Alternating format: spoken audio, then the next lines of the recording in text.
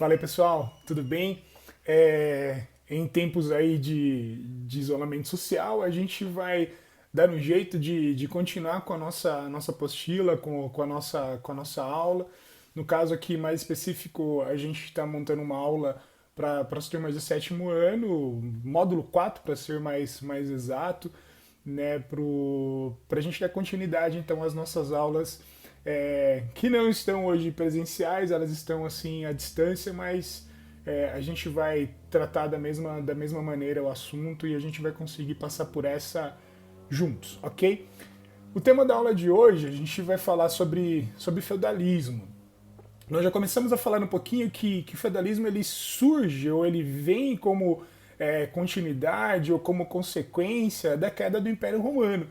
Né? Nós falamos que Roma ele consegue se tornar um império poderosíssimo que ele vai dominar grande parte da Europa e com o passar do tempo, até mesmo pelo tamanho, pela dificuldade de administração, problemas políticos, Roma começa a se fragmentar. Roma vai ser atacado por povos que a gente usa o termo bárbaro, né? Claro que de uma forma bem preconceituosa que os romanos colocavam, que eram todos aqueles que não falavam a língua latim, e que vai levar à queda de Roma. A gente não vai se aprofundar na queda do Império Romano, porque isso é um assunto de uma outra aula que a gente já passou.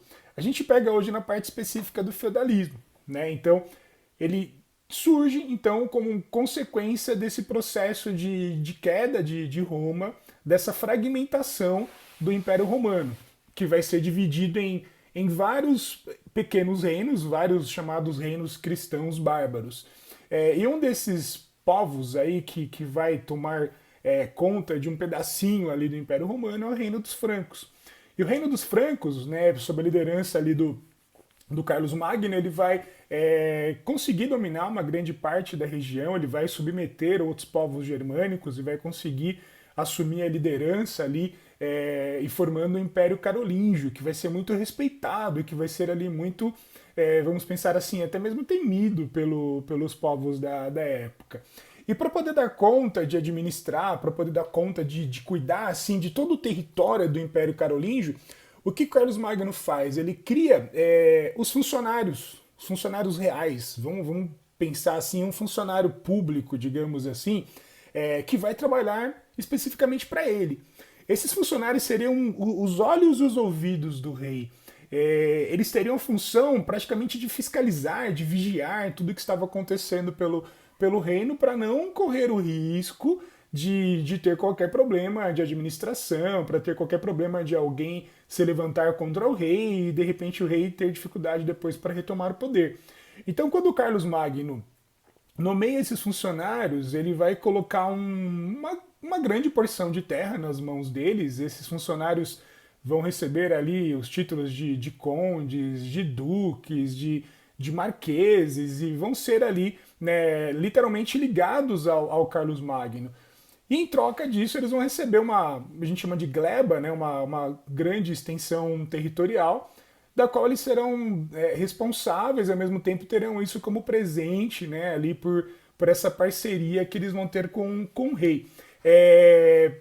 Vamos pensar o seguinte, para ele conseguir garantir esse domínio, para que ele consiga garantir essa estratégia militar de não sofrer ataques de nenhum outro povo, de nenhum outro grupo, ele vai tendo que fazer alianças para poder conseguir dominar isso de uma forma muito centralizadora. Então, apesar do Carlos Magno ele dividir entre esses condes e os duques, ele era o rei, ele era o poderoso, era a ele que todos deveriam se reportar. Porém, com a morte do Carlos Magno, a gente vai ter o reino dele dividido entre os seus três netos. E os três netos do Carlos Magno, eles não vão conseguir manter a centralização política administrativa. Eles não vão conseguir manter aquele mesmo controle que o avô deles, o Carlos Magno, tinha sobre o território. Conforme eles não vão conseguir ter esse controle, eles vão ter problemas seríssimos com a administração. Para piorar, quando eles vão tendo esse problema de administração, a Europa passa por novos ataques, a Europa passa por novas invasões. outros grupos, né, dentro daquela linha dos bárbaros, começam a atacar a Europa, até mesmo a chegada aqui dos vikings, que querem dominar e conquistar esse território também. Com isso, os netos dele, que já tinham caído um pouco no descrédito, que já tinham perdido um pouquinho do controle do reino, passam a ficar ali cada vez mais figuras distantes. Eles não vão ter ali mais o controle sobre a terra. Tanto que esses condes, duques, marqueses, aqueles que receberam a terra ali do Carlos Magno, começam a subdividir essas terras. E essas terras eles vão subdividir com outros nobres, e essas novas terras vão ser chamadas de feudos. A gente começa esse processo mais ou menos no século IX e vai ter o seu auge ali mais ou menos entre o século X e XI. E nesse processo todo de centralização na mão dos nobres, das terras ficando nas mãos deles, o que vai acontecer? O rei vai se tornar uma figura praticamente de enfeite. O rei, ele reina, mas ele não governa. Ele não vai ser mais respeitado, digamos assim, pelas pessoas que vivem no seu reino. Por quê? Quando Roma entra em decadência, as pessoas fogem da região central e vão para os campos. Então a gente vai ter um processo de ruralização na Europa nesse momento. E nesse processo de ruralização, pensa que nós vamos ter esses nobres recebendo as pessoas que fugiram ali de Roma, e esses nobres vão receber as pessoas ali de braços abertos, né, em troca de proteção, em troca de fidelidade, em troca de entregar uma parte da produção, inclusive para esse nobre que lá na frente vai receber o nome de senhor feudal. Tá? E nesse contexto, então, que a gente começa, de fato, ali ter a formação do feudalismo, a gente vai dividir a sociedade até mesmo em três pontos, que são chamadas sociedades divididas em estamentos ou em estados. Você vai ter aqueles que eram responsáveis por orar, aqueles que eram responsáveis por lutar e aqueles que eram responsáveis por trabalhar. E o orar, você deve imaginar que a gente vai colocar o clero, o lutar seriam os nobres, na verdade quem vai lutar é o camponês, mas o nobre vai receber esse título ali de responsável pela proteção. E por último ali então o camponês, que é o trabalhador, que era aquele que de fato colocava a mão na massa. Pense o seguinte comigo, a gente está num processo que a Europa sofre invasões, a Europa tem medo do que pode acontecer ali em relação a povos que chegam para atacá-la. O que vai acontecer? Cada um desses feudos, cada uma dessas terras vai ter medo de sair do seu espaço, de sair do seu território, por exemplo, para comprar coisas para a necessidade deles. Para sair do seu feudo, digamos assim, para ter contato com outro, para poder buscar seus itens de sobrevivência. Então, esse medo vai levar com que eles façam uma agricultura, ou melhor, uma produção de subsistência. O que significa isso? Eu vou produzir apenas o que eu preciso para sobreviver. Eu vou deixar de lado um pouquinho a ideia do lucro, eu vou deixar de lado um pouquinho a ideia do ganhar dinheiro e vou colocar ali como parte importante a minha sobrevivência. Ou seja, eu não vou ter contato com o mundo externo, eu não vou ter contato com outros grupos, eu não vou ter contato com outros feudos, porque eu não sei o risco que eu vou correr tendo que sair para poder ter uma relação comercial. Ou eu não sei se eu também posso confiar na chegada de um outro grupo, aí o relógio desperta bem agora para quebrar a gente, você está ouvindo, né? Você vai ter assim a chegada de outros grupos para poder atacar. Então o medo faz com que eles fiquem presos dentro do seu espaço e não aceitem em hipótese alguma, ou não queiram em hipótese alguma ter relações comerciais fora dali, para evitar o quê? Né, qualquer problema ali de ataque. Com isso, a gente vai ter ali os feudos sendo totalmente independentes.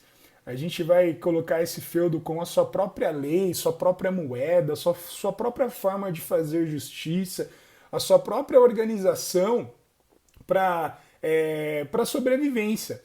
Claro que a partir daí, aquele nobre que recebe os camponeses de braços abertos, ele vai criar ali uma série de situações, uma série de impostos que as pessoas vão precisar pagar para poder, a partir dali, ficar na terra.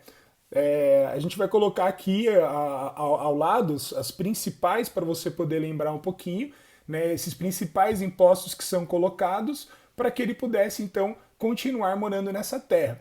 Esses tributos pagos então aos donos da terra é o que garantiriam o seu direito enquanto camponês de viver ali. Nesse feudo, nessa grande propriedade de terra também, nós tínhamos uma divisão em três partes. Nós tínhamos o chamado manso senhorial, nós tínhamos o manso servil e nós tínhamos as terras comuns. Dentro do manso senhorial, toda a produção que fosse feita por lá, toda a produção que fosse ali cultivada, tudo que fosse colhido, era único e exclusivo do senhor feudal. Quem plantava era o camponês, mas tudo que fosse produzido nas terras senhoriais pertenciam ao senhor feudal. As terras chamadas servis ou manso servil eram as produções feitas pelos camponeses. Porém, uma parte dessa produção era paga como tributo ao dono da terra. Então você vê ali que era uma coisa muito, muito injusta, porque você tinha que trabalhar enquanto camponês alguns dias da semana de graça para o dono da terra.